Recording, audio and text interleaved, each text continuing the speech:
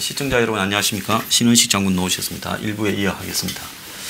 자, 북한의 지금 내년에 이 봄에 등장할 카드, 지금까지 또 북한은 미국과의 비핵화, 지금 작년 이후에 진정된 드라이브에서 엄청난 것을 얻었고 굳히고 그 다음에 또 수도를 얻어가려고 할 것이다. 그래서 이 정작 따져보면 북한이 지금 엄청난 이득들을 보고 있다. 대차 대조표를 보죠. 네. 그래서 지금 우려스러운 부분은 지금 미국이 하노이 협상을 깼는데 벌써 미국의 상원의원 일부나 미국 의회 일부에서 빅딜과 스몰딜 사이에 중간쯤을 가지고 협상을 하자 영면 플러스 알파 정도면 협상에 응해줘야지 현실론적으로 북한이 비핵화는 하지 않을 거다. 그렇다면 협상으로 북한을 끌고 가야 되는 게 아니겠느냐 하는 이야기가 미국의 이렇게 의회 상하원에서 일부에서 제기되고 있고요. 또 한편으로 한국 정권과 관계 있는 인물들, 예를 들자면 문정인 같은 사람이 미국 조야에 무슨 한 2류 정도 되는 싱크탱크 같은데 엄청나게 로비를 하면서 그 사람들을 그런 또 의견을 갖다가 이렇게 미국 내에서 말을 하도록 하고 있거든요. 그래서 우리가 지난번에 하노이에서 한번 급한 불을 한국은 참 천만다행으로 껐지만은 이게 내년 봄까지 진행되는 과정에서 결코 저는 신 장군님 말씀처럼 안심을 하지 않고 가장 최악의 상황을 가정하고 보수적으로 이 보수 진영에서 대처하고 또 북한이 낼 수 있는 카드를 사전에 이렇게 김을 빼고 그렇게 해서 이거 지키려고 지금 우리가 노력을 해야 된다 이렇게 봅니다. 장군님 어떻게 보십니까? 저도 그렇게 생각합니다. 미국 조야에는 가끔 자주 황 선생님 이야기한 대로 결국 영향을 끼치려면 저희가 가서 만나주겠습니까? 그래도 우리 보수야당 특히 자유한국당에서 당력을 모아서 미국의 대통령이나 미국의 책임 있는 공무원들은 사실은 야당 대표 절대 안 만나요. 정치 개입되기 때문에 그거는 틀림없습니다. 김대중 대통령이 미국의 과거에 망명을 갔을 때도요. 미국 대통령은 못 만났습니다. 국회의원이 민주당 국회의원들이나 만나죠. 딱 그 정도. 그러더라도 저희가 간다고 해서 국회의원들 만날 수 있습니까? 그래서 좀 나으니까 힘을 좀 모으자 그런 생각을 하면서 자 여러분들 가만히 한번 보십시오. 2005년 9.19 공동성명에 북한의 완전한 CVID 원칙이 반영됐어요.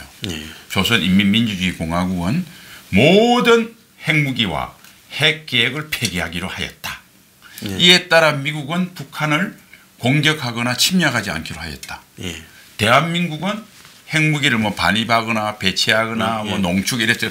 비핵화 공동 안 한다. 그거는 계속대로 해온 거니까 그냥 붙인 거고. 그거 보십시오. 완전 이번에 푸틴이 이야기한 것처럼 북한이 완전한 비핵화였습니다. 그런데 작년쯤 어떻게 됐나요? 핵동결 플러스라고 그랬어요. 그게 걱정 많이 했어. 핵동결 플러스하고 그러니까 전체적인 농축 핵 물질을 생산한 시설은 북한이 동결을 시키고 ICBM 몇 개에게 보내고 나면 기존 생산한 걸 감춰들고 모든 걸 얻으면 우리는 어떡하나 걱정했죠. 그게 제일 걱정이었죠. 그런데 지금은 어떻게 됐냐면 이제는 영변 플러스 알파입니다. 그러니까 영변, 복강, 강선 또 비밀시설이 있는지 모르겠지만 세 가지라고 봅시다.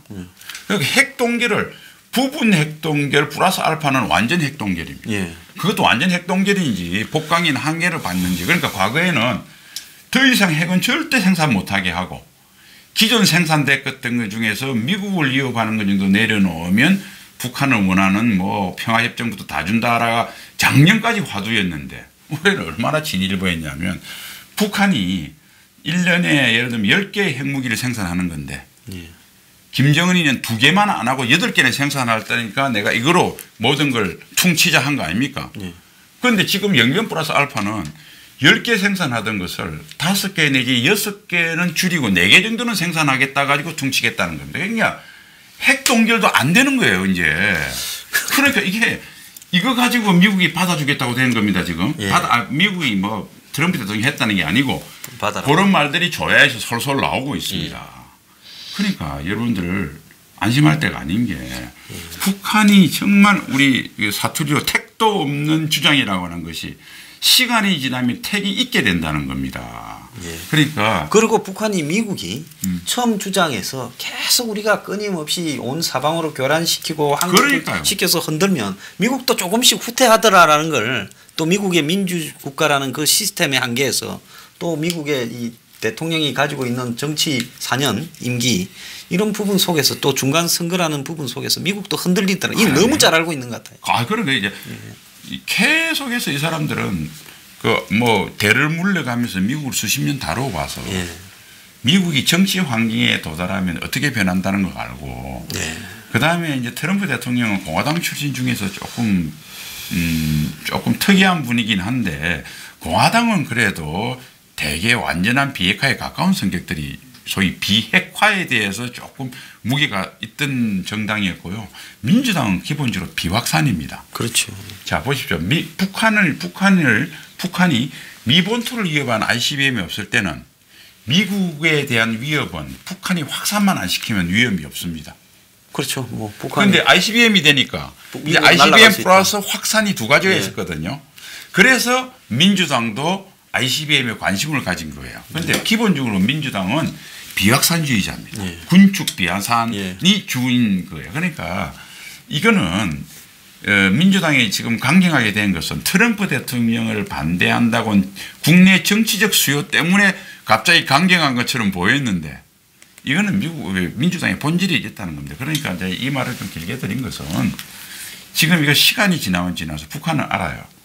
자기들은 대통령이 혼자고 최고 권력자가 혼자고 선거할 필요 없이 끝까지 일관되게 밀어붙이면 결국은 선거에 의해서 정권이 나오는 대한민국과 미국은 자기 요구를 받아들이더라. 그 다음에 이것을 그 나라 국민, 그런데 미국 국민이나 대한민국 국민들한테 좀 다르게 보이려고 그러면 도발을 하는 겁니다. 예. 그럼 기저 효과가 나오는 거거든요. 예. 최악의 상황에서 그러면 뭐 북한이 당장 전쟁 날 때 저렇게 설치다가 과거에 주장해서 말도 안 되는 주장을 올려놓으면 지금은 괜찮은 양보로 착시 현상을 가지게 돼요. 예. 이게 우리가 30년 동안 북한한테 당해왔던 패착이었는데 어쩜 그렇게 아주 먼 과거도 아니고 가까운 과거의 그 교훈으로부터 그걸 교훈을 못 얻는지 더구나 미국은 다른 나라라서 관심이 덜한다고 칩시다. 우리 목숨이 달려있는 우리 대한민국 국민들은 왜 이렇게 잘 썩나요? 저는 참 궁금합니다. 한국 국민이 제정신이라면 지금 북한의 핵 보유를 문재인 정권이 사실상 용인해 주는 쪽으로 가고 있습니다. 그렇죠. 앞장서서 북한이 핵 보유한 것까지는 인정해주고 북한이 핵을 갖다가 이제 이 과거의 핵은 인정해주고 지금 생산하는 현재 핵이나 미래의 핵을 좀 없애자. 뭐 그것도 좀 없애자. 예, 그것도 좀 없애자. 좀 예. 없애자요. 이렇게 이제 가는 거고. 그래서 비핵화는 뒤로 미루고 서로 간의 신뢰 관계를 몇 번 주고받으면서 확인하면 뭐 북한이 풍계리 정도 없애고 동창리 없애고 뭐 영변 중에 일부 없애고 이러면 미국이 종전선언 해주고 제재 완화해주고 또 평화협정 맺고 그래 가지고는 나중에 이제 북한이 궁극적으로 비핵화할 거다. 이 말을 북한이 하는 게 아니라 한국이 문재인이 9.19 갔다 와서 미국에 가서 해대고 강경화가 해대고 했어요. 그래서 지금 한국의 대통령이 사실상 비핵화가 아니라 북한의 핵 보유를 갖다가 인정해 주는 쪽으로 미국을 설득하고 있다라는 걸 국민들이 알고 이게 정상적인 국민이라면 이 정권을 갖다가 정말 용납할 수 없다고 가야 되는데 북한 핵 보유를 도우고 있는 정권이다 이래야 되는데 그런데 어떻게 이런 부분에서 국민들이 이렇게 평온할 수 있는가 하는 건 저도 정말 상식적으로 이해가 안 가는 거예요. 더구나 그렇게 정책을 하는 것도 잘못됐지만 예.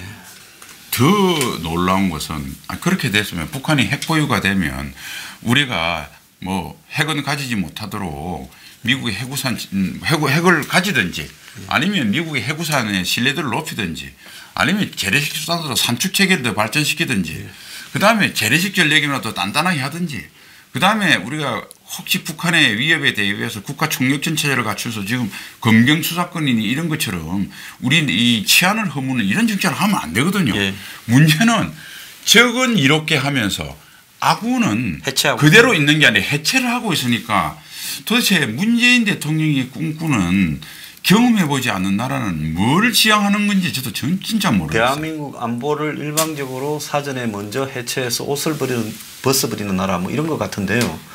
근데 이제 9.19 회담이 지금 그 대한민국 그 이 수호 장성 모임에서 지금 애를 그것 때문에 생기시고 네, 또 네. 애를 쓰셨습니다만은 지금 가만히 보면 문 정권이 비핵화의 진전과 관계없이 이 휴전선이라는 이 물리적인 대립하는 이 라인을 이 상당히 무력화시키고 여기에서 유엔사를 갖다가 빼버림으로써 미국이 예. 관여하지 못하도록 하는데 전방위로 집중하고 있는 예. 것 같아요.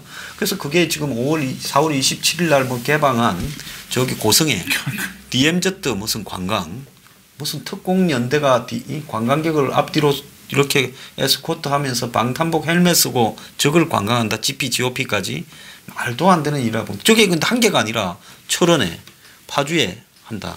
그 다음에 지금 이제 화살머리 고지 철원에서 진행되고 있는 공동유해 발굴을 빙자한 지뢰 제거, 철책 제거, 그게 이제 다 되고 나면 도로 닦아. 그리고 이제 그런 것이 이제 휴전선 곳곳에서 진행이 되고 서로 합의에 의하면 그 다음에는 이제 그런 게 진행되는데 옆에 DMZ 공원을 조성해요. 그러면 앞으로 DMZ가 관광하고 공원 조성하고 철책은 다 없애버리고 도로 닦고 이제 이런 쪽으로 가겠다는 거고. 그 다음에 저 이번에 지금 미국이 좀 문제를 제기했던 JSA의 비무장화를 갖다가 추진하면서 그래가지고 이제 북한이 자기 원하는 대로 안 되니까 그 웨인 에어입니까? 그 네. 유엔사 부사령관이 캐나다 분이 그 문제 제기를 했지 않습니까? 그래서 가만히 보면 그 다음에 여기뿐만 아니라 저기 이제 바다로 가서는 서해 NLL 부분에서 공동 무슨 평화 의료 수역이니 얘가 거기에 어민들이 또 야단이 났대요. 처음에는 북한 바다 가서 물고기 잡을 줄 알았는데 이제 보니까 그게 아니라 자기들이 잡는 어장이 줄어드는 효과가 나니까 그럼요. 어민들이 떠드는데 그것도 입 막아놓고 있어요. 그래서 바다부터 육지 또 공중에는 정찰이나 무인기부터 다 못 돌게 하고 그다음에 심지어 이제는 백령도에 무슨 K9 자주포를 사격 훈련을 못해서 육지로 들고 오는데 수십억 하고 그걸 들어왔다 나갔다 한다는 거 아닙니까? 그래서 가만히 보면 전체적으로 노리는 흐름은 북한의 호응에서 지금 이 분계선을 갖다가 해체시키고 그다음에 유엔사를 거의 무력화시키는 쪽으로 지금 하고 있는 게 보이지 않습니까? 예, 예. 뭐 황 소장님이 지난번 뭐 방송에서도 여러 번 말씀하시고 오늘도 말씀하시고 해서 뭐 제가 뭐 설명할 필요도 없이 너무 잘 아시니까 정말 해체됐죠. 거기다가 이제 뭐 황 소장님도 잘 아시다시피 그런 외부적인 조건뿐만 아니라 군대를 정말 유약화시키고 그 병사들 보십시오. 훈련도 제대로 안 하죠. 뭐 주적 개념도 없애죠. 뭐 한미 동맹도 지금 뭐 막 말은 안 하고 뭐 스마트폰 뭐 외출 참 이렇게 해서 그렇지 않아도 제가 군 생활을 할 때도 과거와 달리 병사들이 다 이제 외아들 아닙니까? 그게 그 제가 참 그때 참 이 IMF라고 하는 것이 외환위기라는 것이 단순한 경제가 아니고 사회 경제적인 진짜 우리 사회의 지평을 바꿨구나 느낀 게 제가 이제 우리 참모 생활을 할 때는 사무 보는 거니까요. 군인들도 많은 병사들을 지휘하고 이런 게 아닙니다. 몇 명 뭐 행정요원들만 해서 업무하니까 지휘관 할 때인데요. 한 4,500명 지휘하는 것들이 대대장입니다. 제가 이제 94년부터 96년 IMF 직전에 했죠. 그때는 대대장 때는 이제 소위 이제 관심을 기울여야 될 좀 여러 가지 어려운 병사들이 관심사병이라고 통칭하는 이런 사람들이 대대 10명도 안 됐어요. 그래서 이 조건이 뭐냐면 양친 부모가 이혼했거나 고하거나 이런 병사들이에요. 그러니까 좀 뭐 지금보다는 경제적으로는 뭐 절대적으로 좀 가난한지 몰라도 다 뭐 씩씩했어요. 그러다가 이제 연대장을 이제 뭐 대대가 한 3개 모이면 연대되지 않습니까? 연대장을 해서 한 2,000명 정도 지휘하는 연대장을 언제 했냐면 2003년도부터 2006년까지 했어요. 전반기까지 한 20개월 했는데요. 자, 2003년부터 6년이 뭡니까? IMF 우리가 있은 게 한 6, 7년 전이잖아요. 그러니까 그때 20살 내지 21살 때 병사가 들어온다고 그러면 14살, 15살, 16살 중학교 때 IMF를 맞이했던 병사잖아요. 그죠? 그런 사람들이 이제 제가 2,000명 중에서 한 30%가 문제상 병사, 관심 있는 그게 별의별 게 많습니다. 그리고 제가 그 병사들 면담하고 또 그 신상 상담원 오는 자료를 보면 주로 IMF 때 가정이 깨졌더만요. 예, 많이 그래가지고 뭐 아버지는 어디 가서 술 뿌리고 어머니가 어디 뭐 어디 나가고 어머니가 자살했는데 그 옆에서 보고 아버지가 어머니를 폭행하는 거 보고 그러니까 트라우마들을 가지고 청소년기 때 자살한 병사들이 그게 전부 다 정신적으로 약간 관심이 필요한 병사가 그러니까 이게 30%면 우리 중대장이나 대대장들이 훈련보다는 그 병사들을 관리하는 여러분들 그런 애들 집에 자식 하나 있어 보십시오. 부모가 얼마나 신경 씁니까? 그런데 나이 비슷한 21, 7살 중대장이 한 200명 중에서 한 60명을 그런 병사를 데리고 이 지혜가 되겠습니까? 정말 고생들 했어요. 국민 여러분들은 뭐 사고 나면 막 그 하는데 물론 그 사고 나면 안 되죠. 병사를 안전하게 해야 되는데 그런 애로사항이 있다는 걸 좀 이해를 하셔야 돼요. 사단장은 언제 했냐면 2011년부터 12년 그때는 IMF 때 초등학생을 경험했다는 병사들이 왔더라고요. 50%가 50%입니다. 그러니까 진짜 그중에서 한 10%는 문제가 되고 그냥 반 정도는 광범위하게 가정에 문제가 있고 별거를 하거나 그래서 제가 그러니까 병사들을 그런데 또 그 병사는 또 뭐가 있냐면 다 아들이 하나고 이래서요. 자랄 때 우리 어릴 때처럼 축구하고 농구하고 뭐 그 아주 어릴 때는 전쟁놀이 많이 했잖아요. 네, 많이 했죠. 이 사람들 혼자 놀아. 방에서 그냥 혼자 들어갔어요. 컴퓨터. 그러니까 컴퓨터 게임으로 정신 착란이 돼서 집단 총기 난사고 전부 다 컴퓨터 게임 중독입니다. 그래서 제가 사단장 할 때 그랬어요. 대대장들한테. 근데 다 사이버 지식방이라고 컴퓨터방을 중대마다 다 만들어놨거든요. 예산 많이 투입해서. 그래서 그거 가서 병사들이 특별하게 지식이나 메일을 하게 뭐 확인하기 몇 개 되겠네요. 그건 딱 1, 20분 메일만 확인하고 저는 그렇게 생각했어요. 지금은 병사들이 사회에서 있었던 걸 연장선상에서 하는 게 병사들이 건강한 국민이 되는 데 도움이 되는 게 아니라 밖과 문화적 단절을 시켜놓는 것이 훨씬 건강한 인간이 된다. 단절은 뭐냐. 컴퓨터 할 시간에 전우들하고 축구하고 집단 축구하고 그다음에 PX에 가면 병사들이 저녁에 잠바를 남겨서 엉망해요. 먹지는 왜냐하면 가서 핫도그 이런 거 사 먹거든. 월급 가지고. 그다음에 애인하고 맨날 공중전화 그런 거 되도록 강제는 못할 수는 없지만 PX 딱 끝나고 나면 그러니까 매일 17시 30분 끝나기 한 2시간은 강한 체력 달내라 나거든. 산을 올라가고 뛰고 그 샤워를 하고 바로 일어서 밥 먹어라. 그럼 배고파서 밥을 안 남기고 다 먹어요. 그러면 뭐 핫도그 먹고 싶습니까? 안 먹어요. 그 다음에 그런 거 하고 나면 피곤합니다.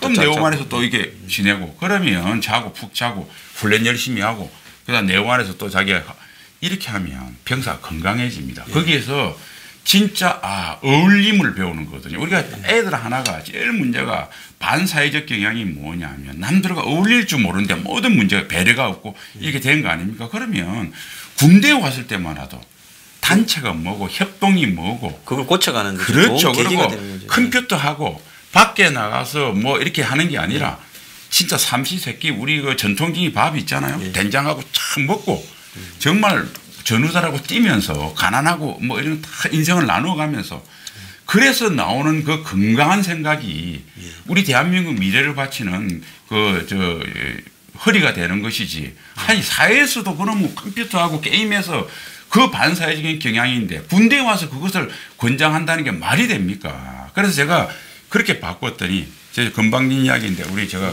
그전에 사상자가 많았어요. 제가 사단장 할 때 단 한 병사도 안 죽었어요. 뭐 건강하게 생활했어요. 물론 제가 1년밖에 안 해서 빨리 마치긴 했는데 3사단이 여러 가지 사고가 좀 많아서 여러 가지 뭐 있었는데 제가 뭐 그렇게 보면 또 남하고 비교하는 것 같아서 죄송합니다만은 건강해집시다. 아마 3사단에서 근무했던 우리 보시는 혹시 병사들이나 부사관들이나 장교들 이걸 보시면 제가 어떻게 지휘했는지 아실 거예요. 가끔 그런 댓글도 올라옵니다만 지금 우리가 병사들한테 가르칠 그거예요. 우리가 사실은 좀 말이 길어 죄송합니다만 우리가 박정희 대통령 이럴 때 우리가 산업화에 뭐 했던 그 우리 국민의 기풍 그 전에 우리가 뭐 엽전이라 하면서 우리 서로 평화했잖아요. 그렇죠. 뭐 게으르고 뭐 그게 근대적인 군대에서 뭐 열악해서 참 지금 생각하면 참 단점은 있었지만 그거를 가지고 열사의 사막에서 리비아 수로를 놓고 알래스카 다리를 놓고 이런 거 아닙니까? 한국에는 그 사실은 이 뭐 해방됐을 때 교육기관이 제대로 있기나 했습니다. 그러니까 군대라는 조직에서 상당히 어떻게 보면 신생국가 중에 그렇죠. 예, 저개발국 신생국가의 군대 중에 한국군이 상당히 엘리트 조직이고 또 군에서 그런 어떤 사회적인 어떤 이 공유할 수 있는 가치들을 교육시킨 부분이 그 이후에 한국이 7, 80년대 성장에 큰 도움이 된 건 사실입니다. 그렇죠. 예. 그리고 그때는 군대에서 단체 생활 안 하더라도 우리 옛날 학교 가면 학교에서도 단체 생활입니다. 교련도 하고 그렇죠. 선도부장한테 머리도 깎이고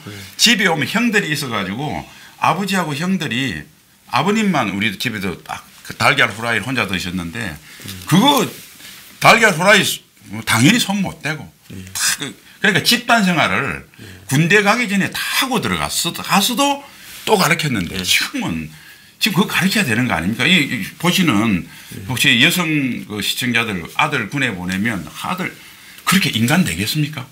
가서 어려움 겪고요. 어차피 엄마가 끝까지 죽을 때까지 못 해줍니다. 나오면 사회 나가서 자립하기 위해서라도 그럼요. 단체 생활합니다. 지금은 그 경험을 해주는 데가 군대 외에는 아무것도 없기 때문에 지금 대한민국을 위해서 군대에서 외출 내보내고 스마트폰 쓰게 하고 컴퓨터 쓰게 해야 될 게 아니라 집단 축구하고 농구하고 구보하고 이렇게 해야 몸과 마음이 건강한 아들이 돌아오는 거예요.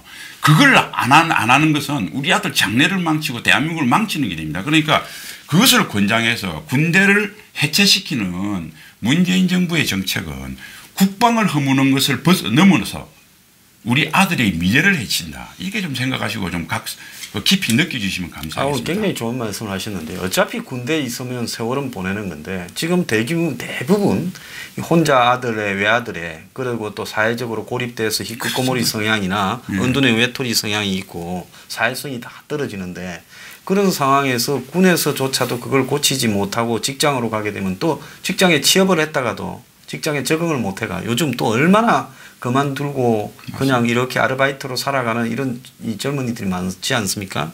그러면 군이 어떻게 보면 그런 것들을 어떤 최초의 어떤 이 대중 집단적인 어떤 교류를 갖다가 하고 이 기풍을 가르치는 그런 역할을 함으로써 국방도 강화하고요. 아이들 성격도 고치고 이런 부분으로 가야 되는데 또 어려움을 살면서 어려움이 얼마나 많겠어요. 요즘 젊은 애들은 이제 경제 성장이 둔화되는 시대에 일자리도 없는 시대에 그런 걸 돌파하려면 강한 정신력도 가져야 되고 체력도 가져야 되는데 그래야 되는데 그저 그냥 내 아들 군에서 고생하니까 편하게 지내면 좋다 해서 문정권이 거기에 호응을 해서 사실상으로는 군의 지금 여러 가지 모든 부분 유약화를 도모하고 있는 거 아니겠습니까? 예, 예. 제가 이거 징비록이나 이 임진왜란 때 이런 기록들을 자주 읽어보면요. 당시에 대한민국의 군이 군병력이 조선의 병이 쓸 수 있는 사람이 불과 2, 3천 명도 없고 상비군은 나머지는 그냥 저 그때 동원해 가지고 그냥 하려니 무기도 제대로 없고 활도 제대로 없고 그러니까 한마디로 유약해질 대로 유약해져서 일본군을 상대로 도저히 싸울 수 없는 상황이 벌어져서 일본은 200년 동안 전국시대를 통해서 무사가 된 거죠. 그러니까 일본이 그냥 걸어오는 속도보다도 훨씬 빨리 한양까지 와서 중국이 조선이 협조해 주는 거 아닌가 의심을 했다고 하지 않습니까? 그러니까 조선이 그렇게 된 데는 조선 개국 이후에 점점 문민하면서 유약해져 가지고 그래 됐는데요.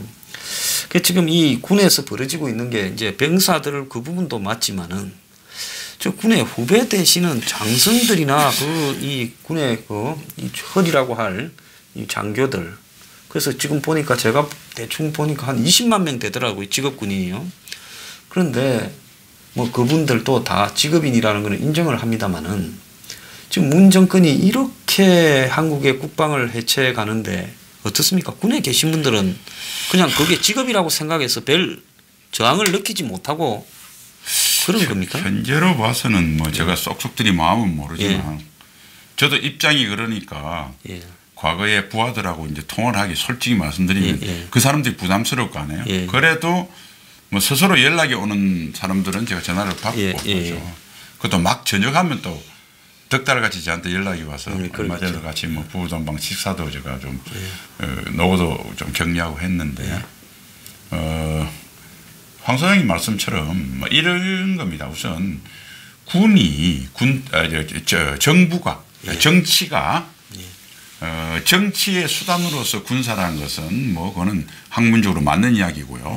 그 대신 정치가 군을 마음대로 하라는 게 아니라 정치와 무관하게 군이 영속성을 위해서 본연의 가치를 지키기 위해서 정치가 그걸 보장을 해 준 겁니다. 그 조건 하에서 소위 정치 지도자가 설정한 안보의 목표를 지키기 위해서 군이 정치 중립 열심히 하는 거죠. 이 구조가 깨졌습니다.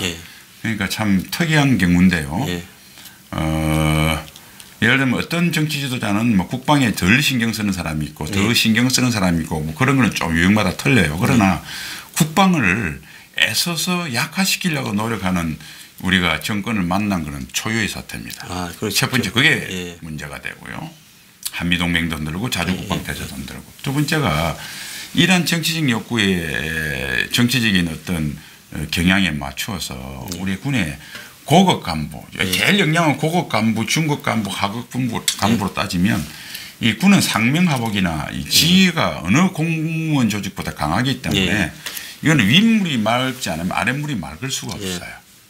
그래서 사실은 위에 있는 군 수뇌부부터 고급 장교들까지 정치에 너무 순치가 됐다. 그거는 근데 또 여러 가지 군이라고 하는 게 사회와 유리돼서 독야청청할 수 없으니까 결국 사회하고 연관을 정신적으로 맺을 수밖에 없고 그다음에 한 20, 30년간 우리가 박정희 대통령부터 군이 정치 개입한 문제에 대해서 우리가 민주화로 조정해 나가면서 지나치게 그 이상으로 군을 천시하는 분위기, 무시하는 분위기 이거는 사실은 보수든 뭐든 똑같습니다. 예, 맞습니다. 지난번 박근혜 정부 때도 정윤회 솔직히 문건 사건이 나니까 갑자기 그것을 관심을 돌리라고 방산비리 해가지고 뭐 참모총장, 뭐 해군 참모총장, 합참부장까지 문제를 냈는데 다 무죄 나왔지 않습니까? 뭐 우리가 그 이명박 정부 때도 그랬고요. 투감은 그렇게. 그러니까 좌파 정부 저거는 막 밟아도 되는구나. 이번에 박찬주 대장님. 그래서 어쨌든 군 고급 간부들이 그 사람들 잘못도 있지만 우리 국민들이 형성해 놓은 이 분위기에 의해서 정말 군인 고유의 그것을 자기 모든 걸 던지고 지킬 수 있는 기풍들이 많이 사라졌다. 그게 두 번째 문제고. 거기에 따라서 이제 파퓰리즘과 결합이 돼서 이 병사들이 유약화되는 이 세 가지가 동시에 퍼펙트 스톰처럼 군대를 덮쳐버린 겁니다.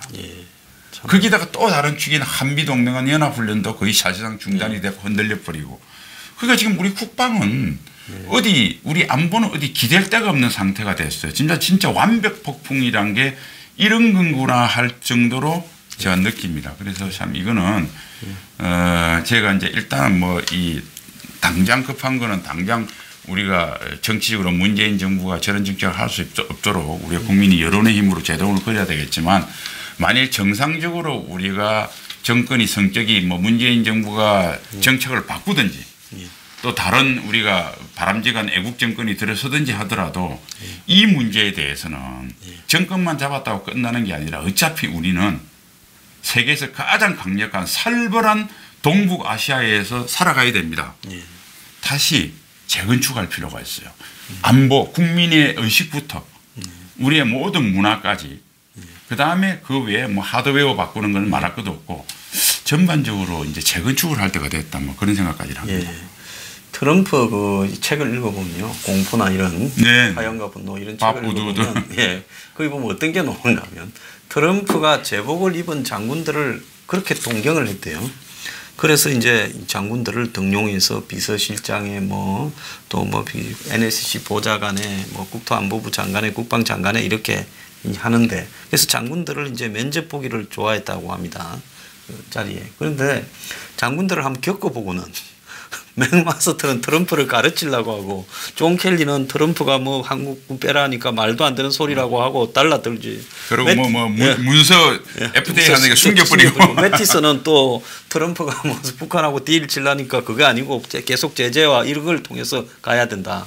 또 이렇게 하지. 그러니까 이 군인들은 도저히 내 능력으로 통제가 안 되는구나 해서 이제 그 뒤에 학을 띄고 지금 보잉사 무슨 사장하던 세넌이라는 사람을 대행으로 앉혀놓고 있지 않습니까? 그런 이야기가 나오는데요. 그만큼 미국의 장군들은 그 자신의 소신과 이런 이 관점을 정확하게 가지고 목이 달아나도 그냥 대통령 앞에 자기 이야기 할 걸 다 하고 굽히잖아요. 그래서 트럼프가 매티스를 자를 때까지 막 스트레스를 얼마나 받아 그렇게 지금 하는 모습도 나오는데요. 근데 한국의 이 지금 군을 전방위로 아래 위로 해체시켜가는 이런 분위기에 대해서 국민들이요 지금 절대로 이대로 가서는 나라가 안 됩니다. 군인에 대한 존경이 있어야 되고요. 또 희생에 대한 국민적 어떤 공감대도 있어야 되고 이런데 군을 업신여기고 해체하고 사병들은 사병들대로 그냥 편하게 지내다 오면 그만이고 국민의식이 이쯤 되면 나라를 누가 지키겠습니까? 그죠? 딱 조선시대로 저는 참 희한한 게 뭐 자꾸 제가 군 출신이라 제가 뭐 박정희 대통령 이야기 하는 게 뭐 저는 뭐 자랑스럽게 존경하는 대통령이 한 분이긴 한데 뭐 정치의 견해가 다른 분들은 어떨지 모르겠습니다만 어쨌든 가만히 보십시오. 2조 5천년에 정말 그 뭐 산업공상 해가지고 진짜 실사구실을 못했잖아요. 그렇죠? 앉아서 공자월 맹자하는 하는 사람들이 공자월 맹자라는 선비들이 했던 보직이 딱 그 과거되고 나면 관료되는 거죠. 법대에서 요즘 행정고시 고시되는 겁니다. 거기에 실패한 분들은 시골에서 애들 가르쳐요. 이제 훈장 교대 뭐 사대 인기 좋잖아요. 그다음에 이제 중인쯤 내려가면 제일게도 파워가 있는 게 전문기술 의대입니다. 의인. 우리가 박정희 대통령 때 어느 학과가 인기 있었습니까? 공대입니다. 상대입니다. 금호공고 기억나시죠? 나이 드신 분들. 꿈이에요. 딱 우리가 김영삼 정부에 의해서 소위 문민으로 돌아가면서 딱 법대 뭐 딱 나오죠. 누가 나오죠. 그리고 딱 사색당쟁.